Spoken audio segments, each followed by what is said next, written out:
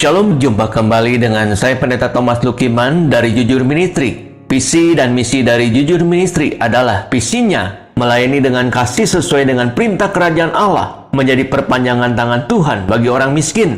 Misinya membantu mensejahterakan masyarakat yang miskin, membangkitkan empati bagi orang tua dan anak-anak muda yang memiliki gaya hidup berbagi dan memiliki hati yang berkemurahan. Baik, sebelum kita akan mendengarkan perenungan firman Tuhan, kita akan memulainya di dalam doa. Bapa, di dalam nama Tuhan Yesus, kami mengucap syukur bila hari ini kami boleh menerima segala kebaikan-Mu dan anugerah-Mu yang berlimpah-limpah di dalam setiap kehidupan kami. Melalui perenungan firman Tuhan ini, kami boleh lebih mengenal akan pribadi-Mu. Kami membuka hati dan pikiran kami siap untuk diberkati oleh kebenaran firman-Mu. Di dalam nama Tuhan Yesus, amin.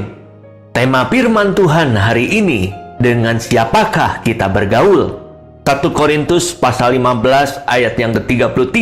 Janganlah kamu sesat pergaulan yang buruk, merusakkan kebiasaan yang baik. Jika memperhatikan pergaulan anak-anak muda sekarang, terlebih di kota-kota besar, hati kita terasa miris. Maraknya pergaulan bebas, pesta narkoba, dugem, dan lain sebagainya. Ini adalah dampak dari pertemanan yang dibangun dengan orang-orang yang salah. Dengan siapa yang ada di dekat kita setiap hari akan membentuk pola pikir, sifat, dan bahkan menentukan masa depan kita. Jika yang mengelilingi kita adalah orang-orang yang tepat dan benar, maka sifat-sifat dan kebiasaan mereka akan mewarnai hidup kita. Jika kita bersahabat dengan orang-orang yang hidupnya amburadul, maka lambat laun kita pun akan menjadi serupa dengan mereka. Pergaulan yang salah dapat merusak dan menghancurkan masa depan seseorang, bahkan membawanya semakin jauh dari jalan-jalan Tuhan. Oleh karena itu, jika ingin hidup kita maju dan berhasil, kita harus selektif memilih orang-orang yang akan kita jadikan sahabat atau orang yang terdekat dengan kita. Mengapa kita harus membangun hubungan dengan orang-orang yang tepat agar hidup kita bisa maju dan berhasil? Kita membutuhkan panutan yang layak menjadi panutan bagi kita, yang sudah pasti adalah orang-orang yang berhasil dalam hidupnya. Pertanyaannya, apakah saat ini kita sedang dikelilingi oleh orang-orang yang membuat kita semakin maju, makin bersemangat, makin berwawasan luas, makin setia melayani Tuhan, dan makin menunjukkan grafik peningkatan hidup kita? Jika ya, belajarlah dari mereka dan teladanilah pola hidupnya. Agar hidup kita bisa maju dan berhasil, kita memerlukan orang-orang yang lebih berhasil, lebih pintar, dan memiliki nilai yang lebih dari kita. Maksudnya, supaya mereka dapat mendorong kita untuk maju, bukan melemahkan atau memberi dampak yang buruk bagi hidup kita. Amsal pasal 13 ayat 20.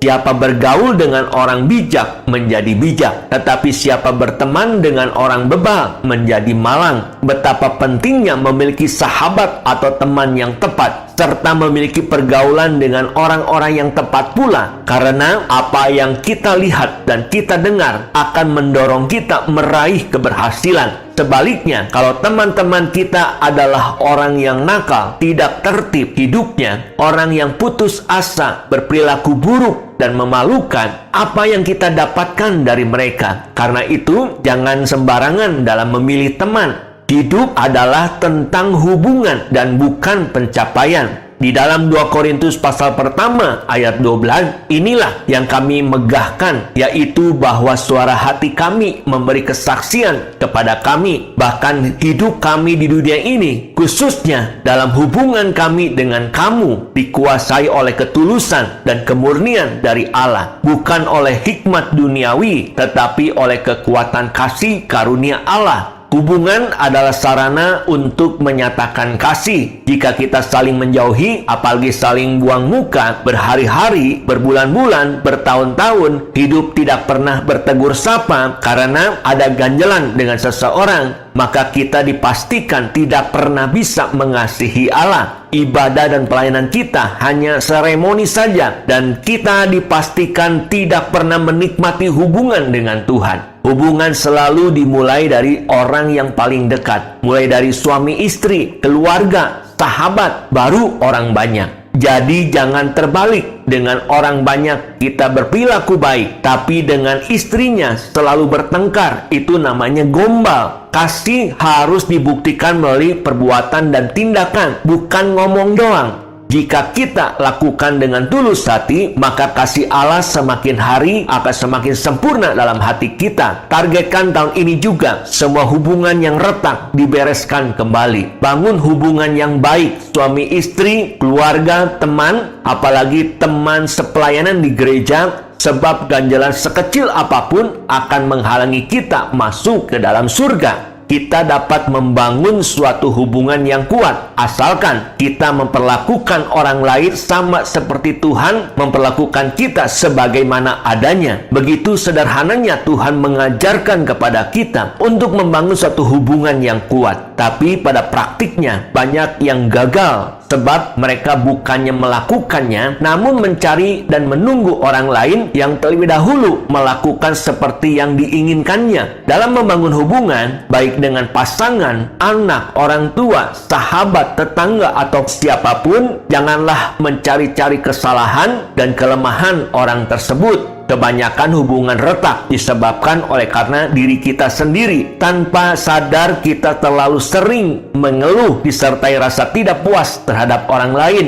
Jika mau langgeng dalam membangun hubungan, jangan ekspos kesalahan orang lain, baik pasangan ataupun siapapun juga. Tetapi sadarilah bahwa jika kita ada di posisi orang tersebut, mungkin kita pun melakukan hal yang sama. Dan mungkin juga kita melakukan hal yang lebih buruk dari yang dilakukan orang tersebut. Pakailah barometer Tuhan, bukan ukuran kita. Mengalah bukan berarti kita kalah. Meminta maaf bukan berarti kita salah. Lakukan semuanya dengan tulus hati, maka hal itu akan mendatangkan damai sejahtera dan sukacita. Jika kita ingin menjadi orang yang bijak, undanglah orang-orang yang bijak masuk ke dalam hidup kita. Berhati-hatilah dalam bergaul dan berteman. Jangan mengejar popularitas dan kekayaan, sebab hal tersebut hanyalah aksesoris kehidupan, bukan jaminan kebahagiaan. Semakin kita termotivasi oleh popularitas, semakin mudah kita akan jatuh berbagai hal. Di dalam Amsal pasal 18 ayat 24, ada teman yang mendatangkan kecelakaan, tetapi ada juga sahabat yang lebih karib daripada seorang saudara. Sesungguhnya keadaan kita sampai hari ini tidak terlepas dari pergaulan. Dengan siapa kita bergaul, seperti itulah kita jadinya. Karena menentukan arah tujuan hidup yang paling dominan. Banyaknya teman dalam hidup kita tidaklah menentukan masa depan kita. Itu sebabnya jika kita ingin menjadi orang yang bijak, undanglah orang-orang yang bijak masuk ke dalam hidup kita. Lebih baik memiliki sedikit teman tetapi hidupnya berkualitas daripada banyak teman tetapi hidupnya ngawur tanpa kualitas. Seleksilah dalam memilih teman sekarang juga. Dengan orang yang bebal, kita cukup asal kenal saja. Tapi dengan orang yang bijak, kita boleh menjadi akrab dan karib sambil belajar kebijaksanaannya dari mereka. Kita tidak bisa bertumbuh dan berkembang sendirian. Saat ini begitu banyak komunitas dan kelompok-kelompok yang ada. Pastikan kita berada di dalam komunitas yang baik dan benar. Siapa orang yang paling dekat dengan kita? Pengaruh apa yang kita rasakan sampai saat ini? Jika buruk dan tidak jelas, tinggalkan saja mereka. Carilah sahabat yang bijak agar mereka bisa menjadi mentor kita ke arah yang benar dan tepat. Pilihan yang tepat akan membuat kita menjadi bijak. Demikianlah perenungan firman Tuhan pada hari ini. Saya akan akhiri perenungan firman Tuhan hari ini di dalam doa. Bapa, terima kasih bila hari ini kami boleh mendengarkan kebenaran firman Tuhan yang menuntun hidup kami saat menghadapi dan menjalani realitas kehidupan ini. Hari ini kami telah belajar dengan siapa kami bergaul. Keadaan kami sampai hari ini tidak lepas dari pergaulan kami. Dengan siapa kami bergaul, seperti itulah kami jadinya. Betapa pentingnya kami memiliki sahabat atau teman yang tepat serta memiliki pergaulan dengan orang-orang yang tepat pula, karena apa yang kami lihat dan kami dengar akan mendorong kami meraih keberhasilan. Materaikan firman-Mu dalam setiap hati kami agar kami menjadi pelaku-pelaku firman Tuhan yang hidup. Di dalam nama Tuhan Yesus kami berdoa dan mengucap syukur. Amin. Saya Pendeta Thomas Lukiman mengucapkan terima kasih dan Tuhan Yesus memberkati kita semua. Shalom.